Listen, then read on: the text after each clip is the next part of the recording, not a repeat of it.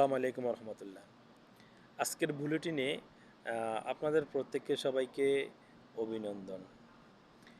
আজকে আমার আলোচ্য বিষয়টা হচ্ছে বাংলাদেশের রাজনীতিতে বড় ধরনের একটা ঝড় আসছে এবং সমসাময়িক বিষয়ে বাংলাদেশে অনেক কিছু ঘটে যাচ্ছে, সেটাতেই লোকরা চোখ রাখছে আমাদের এই আজকের বুলেটিন। আপনারা লক্ষ্য করবেন গত কয়েকদিন যাবৎ বাংলাদেশে ছোট ছোট মিছিল থেকে এখন বৃহৎ আকারে মিছিল হচ্ছে। আজকে বাংলাদেশে খুবই গুরুত্বপূর্ণ একটা এলাকায়, ঢাকার যেটা উত্তর অংশের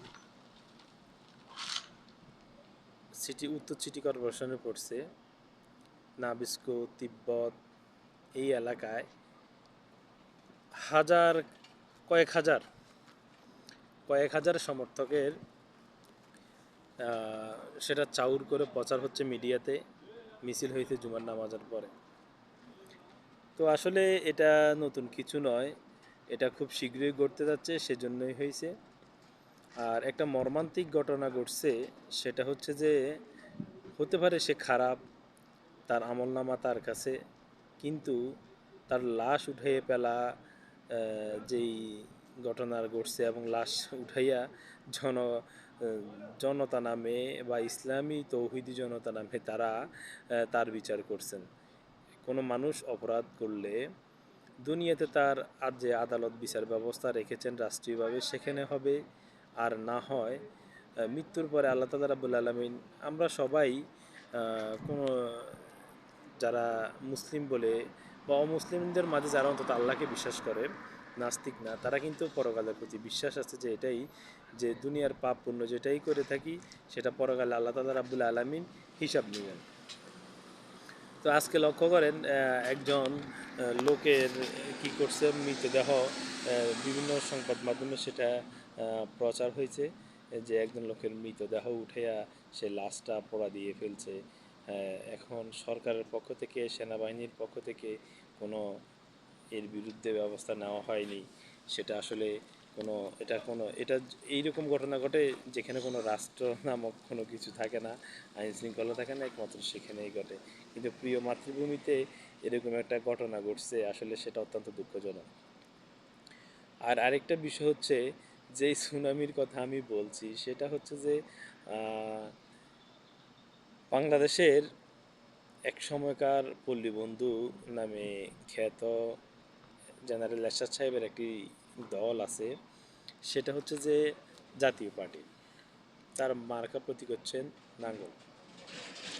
এই জাতীয় পার্টিকে নিয়ে যে গত কয়েকদিন আমগো নুরুবাইয়ে যেইভাবে তার বাহিনীগুলা বা তার দলকে লেলিয়ে দিয়েছে, এটা কি কোনো রাজনীতি হতে পারে? রাজনীতিতে মত পার্থক্য থাকতে পারে, কিন্তু তার সংঘর্ষ, তার কার্যালয়গুলি ভাঙচুর, আজকেও তৃতীয়বারের মতো জাতীয় পার্টির কার্যালয় তারা যেখানে বৈঠক করে সে বৈঠকখানা গণ অধিকার পরিষদের লোকজন কী করছে, গিয়ে সেখানে ভাঙচুর অগ্নিকাণ্ড ঘটাইছে। পুলিশ পরে পরিদর্শনে আসছে। জাতীয় পার্টির নেতারা ক্ষোভ প্রকাশ করে তারা আজকে এই গণ অধিকার পরিষদকে সন্ত্রাসী সংগঠন আখ্যা দিয়ে, আসলে তারা যে কার্যক্রম এখন করছে এটা অবশ্যই সন্ত্রাসী সংগঠনের আওতায়, কিন্তু এখন প্রশাসন কি সেটা চোখে দেখে না? কোনো মানুষ বসে বসে কোনো মিটিং মিছিল করবে, এখন তো তোমাদের বাংলাদেশ, নতুন বাংলাদেশ বলতেছো তোমরা, তো তোমাদের নতুন বাংলাদেশে কি কেউ কিছু করতে পারবে না? যাদেরকে তোমরা নেতা মানো, হাসনাত, সার্জিস সহ এরা যারা আছে, নাহিদ, এরা একটা সময় আওয়ামী লীগের পতাকা তলে ছিল, ছাত্রলীগের পতাকা তলে ছিল এবং মুজিবকে নিয়ে রচনা লিখছে, সঙ্গীত লিখছে, বক্তব্য রাখছে। এখন তারাই তোমাদের নেতা। তাহলে তোমরা কেমন অভ্যুত্থান করেছ এবার বুঝো জনতা। তো এখানে মূল বিষয় হচ্ছে যে আওয়ামী লীগ বিষোদ্গার ছড়ানো হচ্ছে, ছড়িয়ে তারা আসলে আওয়ামী লীগকেই ফেরত আনতেছে।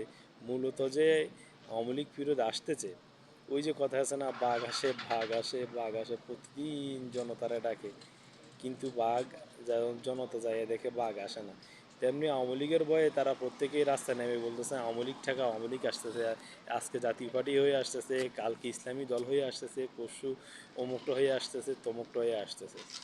কিন্তু এনসিপি বা এরা তোমাদেরকে যারা নিয়ন্ত্রণ করতেছে তারা চুপচাপ গাপটি মেরে বসে আছে। তারা চুপচাপ গাপটি মেরে বসে আছে, তোমাদেরকে ব্যবহার করে এই পর্যন্ত আসছে, এবং তোমরা এখন এখান থেকে ফেরত যাইতে পারতেছো না। মূল কাহিনীটা হচ্ছে সেটাই। কারণ না হয় বাংলাদেশে আজকে এরকম হওয়ার কখনো কথা ছিল না, যেটা তোমরা নিজেরাও কখনো কল্পনা করো নাই। এখন যারা ক্ষমতার কেন্দ্রবিন্দুতে আছেন বর্তমানে, তারা নিজেদেরকে অনেক কিছু মনে করতেছেন। তো আসলে যাক, সেটা আপনাদের ব্যক্তিগত বিষয়, সময়ে সব বলে দেবে। সময় খুব সংক্ষিপ্ত। আমার বক্তব্য বা আলোচনা দীর্ঘায়িত করলে দর্শকের একটু সমস্যা হয়, আমি বুঝি যে সেটা বেশিক্ষণ যাবৎ শুনতে চান না। তো মূল কথা হচ্ছে যে তৃতীয় দিনের মতো কি করছেন, জাতীয় পার্টির কার্যালয় ভাঙচুর সহ বিভিন্ন জায়গায় জাতীয় পার্টির অগ্নিসংযোগ হয়েছে, জাতীয় পার্টির কার্যালয়ে বৈঠকখানায়। এবং বাংলাদেশে এই যে সমস্তগুলি ঘটনা ঘটতেছে, আজকে নোয়াখালীতে বিশাল এক মিছিল হয়েছে আওয়ামী লীগের। তো চতুর্দিকে আপনাদের বা যারা এখন ক্ষমতাসীন যারা আছেন, তাদের ভিতরে কি আওয়ামী লীগের ভয় ঢুকে গেছে? যারা গণতন্ত্র চর্চা করে তাদের ভিতরে কখনো এরকম ভয় ঢুকতে পারে না। কারণ গণতন্ত্র, বৈষম্য, এই সমস্ত জিনিস যারা সৃষ্টি করে, গণতন্ত্রহীনতায় যারা ভোগে, তারাই আন্দোলনকে ভয় পায়।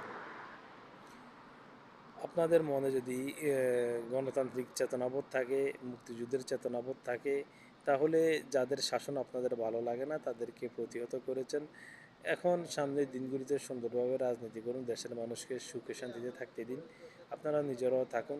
সেটা কীভাবে বন্দোবস্ত করা যায় সে নিয়ে দেন দরবার করাটাই যুক্তিযুক্ত বলে আমি মনে করি। তো আজ এ পর্যন্তই প্রিয় ভিউয়ার্স, দর্শকবৃন্দ। আরেক দিন আবার দেখা হবে যে কোনো এই সময় বাংলাদেশের সমসাময়িক বিষয় নিয়ে। তো এ পর্যন্তই। এখন আমার বক্তব্য আর দীর্ঘায়িত না করে আল্লাহ হাফেজ, সবাইকে সালাম এবং মোবারকবাদ। যে যেখানে আছেন ভালো থাকবেন, সুস্থ থাকবেন। ধন্যবাদ। আসসালামু আলাইকুম।